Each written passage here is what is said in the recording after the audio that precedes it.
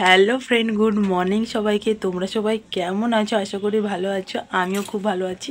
তো তোমাদের মকর সংক্রান্তি কেমন কাটলো অবশ্যই কমেন্ট করবে। তো আমার তো খুবই ভালো কেটেছে, পিঠে টিঠে খেয়ে খুবই ভালো কেটেছে। আর আমি এসেছিলাম উপরে, আমি বিছানা গুছানো হয়ে গেছে, তোমরা তো দেখলেই। তো যাই হোক, আমার ভিডিওটি লাস্ট পর্যন্ত দেখার অনুরোধ রইল। তো আজকে হলো খোলা বিশ্রাম। তো খোলা বিশ্রামে কারা কারা বাড়িতে কি খাচ্ছ অবশ্যই কমেন্ট করবে। তো আমিও কি খাই তোমাদেরকে শেয়ার করব। কি খাই বলতে চিকেন হবে, আবার কি। তো যাই হোক, ভিডিওটি লাস্ট পর্যন্ত যাই করি না কেন তোমাদেরকে একটু হলেও শেয়ার করি। তো ভিডিওটি লাস্ট পর্যন্ত দেখার অনুরোধ রইল। তো চলো থাকো। তো মেয়ের জন্য এই যে সাবু ভিজিয়ে রাখছিলাম, তো ওকে আজকে সাবু খাওয়াবো। তো ওই জন্য জলটা ভালোই গরম হয়ে গেছে। তো সাবুগুলো ধুয়ে জলের মধ্যে দিয়ে দিলাম, দিয়ে সামান্য নুন দিয়ে দিলাম। তো এরকম নুন দিয়ে এমনি আর কিছু না দিলেও চলবে। তো আমার মেয়ে এটা বেশ ভালো খায়।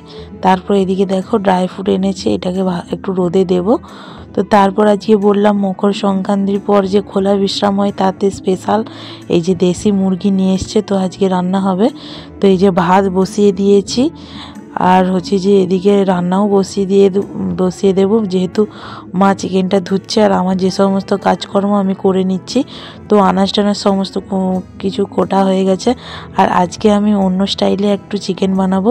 তো এতে আছে আদা রসুন, এই দেখো আমন্ড বাদাম, কাজু বাদাম, ভালো করে এই অল্প তেল দিয়ে ভালো করে ভেজে নিতে হবে, দিয়ে যে মিক্সিতে পেস্ট করে নিতে হবে। তো এরকম করে চিকেন রান্না করবে তো খুবই টেস্টি লাগে। তো তোমরা একবার বানিয়ে খেয়ে দেখবে খুবই সুন্দর লাগে। তো আজকে আমাদের চিকেনটা খুবই সুন্দর হয়েছিল। এই দেখো আমি মিক্সারেতে তুলে নিচ্ছি, যেহেতু পেস্ট করব আর কি। আর তোমাদের বাড়িতে খোলা বিশ্রামে কেমন কাটছে অবশ্যই কমেন্ট করবে। তো আমার সাধারণ দিনের মতন কাজকর্ম যেভাবে করি সেই রকম করেই দিনটা কাটালাম। তো এই নিয়েই তো মেয়েদের জীবন বলো। তারপর এই যে মেয়েকে লেবু খাইয়ে দেবো, ওই জন্য লেবুটা ছাড়িয়ে দিচ্ছে, মা খাইয়ে দেবে। তো এই দেখো চিকেনটাকে ভালো করে ম্যারিনেট করে নেবো, জিরে গুঁড়ো, ধনে গুঁড়ো, হলুদ, আর এই যে দিয়ে দিচ্ছি হচ্ছে যে এই যে পেস্টটা দেবো, দিয়ে ধনা পাতা, টমেটো, ওতেই সব কিছু মাখিয়ে নিতে হবে। তো মাখিয়ে তোমাকে 5 মিনিট হোক 10 মিনিট হোক রাখতে হবে, তারও বেশি রাখো যদি কোনো প্রবলেম নেই।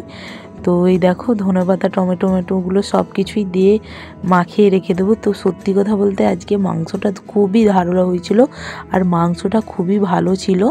তো অন্য সময় শুধু মানে শক্ত শক্ত মাংস দেয়, আজকে মাংসটা খুবই সুন্দর ছিল। তো তারপর এইদিকে হবে আমের চাটনি, তোমাদেরকে সেটাই দেখিয়ে দিলাম।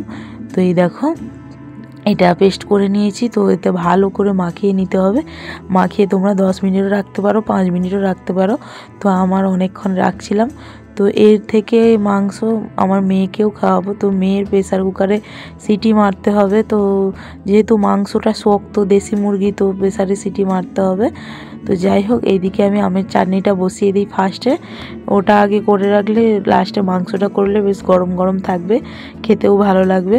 তো সেই জন্য আমি একটু ফোড়ন দিয়ে আমগুলো ভালো করে নেড়ে জল দিয়ে দেবো। তো আমের চাটনি অনেক দিন পর খাবো, তো নতুন ফল বলতে পারো। তো আমের চাটনি অনেক দিন খাওয়া হয়নি, তো এই ফার্স্ট বর নিয়ে এলো তাই করে ফেললাম। তো একটু হলুদ একটু নুন দিয়ে দিলাম, দিয়ে জল দিয়ে ঢাকা দিয়ে রেখে দেবো। সিদ্ধ হয়ে গেলে চিনি দিয়ে দেবো, চিনি বলো বাতাসা বলো। তো আমাদের বাড়িতে বাতাসা আছে, আজকে ভাবলাম বাতাসাই দেবো। তো প্রত্যেকটা আচারে চিনি দিয়ে করি, তো বাতাসা আছে সেই জন্য বাতাসাই দেবো। তারপর এদিকে দেখো মেয়ে সব রকম সবজি নিয়েছি, বিনস, গাজর, আলু, মিষ্টি আলু, আর নিয়েছি 1 পিস মাংস। তো ওর জন্য প্রেসার কুকারে চিকেন স্টু বানিয়ে দেবো। তো এইদিকে দেখো আমের চাটনি আমার বলতে বলতে হয়েও গেছে। তো কত সুন্দর হয়েছে, আমের চাটনি থেকে স্মেলটা বেরাচ্ছে, আমি যেন এক্ষুনি খেয়ে নিই মনে হচ্ছে। তো এক্ষুনি খেলে আর ভাতের সাথে খাওয়ার ইন্টারেস্টটাই থাকবে না, সেই জন্য আর খেলাম না। তারপরে এইদিকে দেখো চিকেনটাও বসিয়ে দিচ্ছি, আর চিকেনে আমি একটুও জল দিইনি যখন কষি। তো ওর থেকে এত পরিমাণে জল বেরোচ্ছে, সবাই ভাবে যে জল দিয়ে আমি হয়তো কষছি, কিন্তু না, জল এইটা থেকেই অনেকটা বেরাচ্ছে। আর ওপাশে তো দেখতেই পাচ্ছ প্রেসার কুকার বসানো আছে, মেয়ের জন্য যে চিকেন স্টুটা বানাচ্ছি ওটাতে হচ্ছে। আর এই দেখো এখনও লঙ্কা টঙ্কা দেওয়া হয়নি বলে, লঙ্কা গুঁড়ি দেওয়া হয়নি বলে কালার আসেনি। তো এটাকে ভালো করে কষিয়ে তারপর লঙ্কা গুঁড়ি দেবো। তো দেখো কতটা জল বেরিয়েছে, তোমরা দেখতেই পাচ্ছ। তো আমি একটুও জল দিইনি, তো এরকম জল বেরাচ্ছে চাপা দিতে।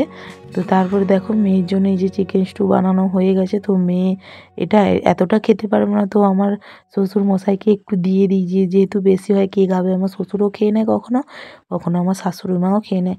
তো দেখো কত সুন্দর কালারটা এসেছে, আর সত্যি বলছি চিকেনটার হেভি টেস্ট ছিল। তো আমি যেহেতু হচ্ছে দেশি মুরগি ছিল, সেই জন্য আমি প্রেসারে সিটি মেরেছি। তো এরকম করে ভালো করে কষিয়ে আমি তুলে দেবো প্রেসার কুকারে। তো প্রেসার কুকারে 2-3টে সিটি দিয়ে নামিয়ে দেব। আর এপাশে দেখতে পাচ্ছ 2টো ডিম আছে, তো বাবাকে একটা ডিম ভেজে একটা ডিম সেদ্ধ বাবাকে দিতে হবে, কারণ বাবা চিকেন খায় না সেই জন্য। তো খায় না বলতে মানে খায়, অল্প খায় আর কি, মন হলে খাবে, না হলে খাবে না। তো এই দেখো 2টো ডিম ভেজে নিয়েছি, ওটা লাস্টে ঝোলে দিয়ে দেবো।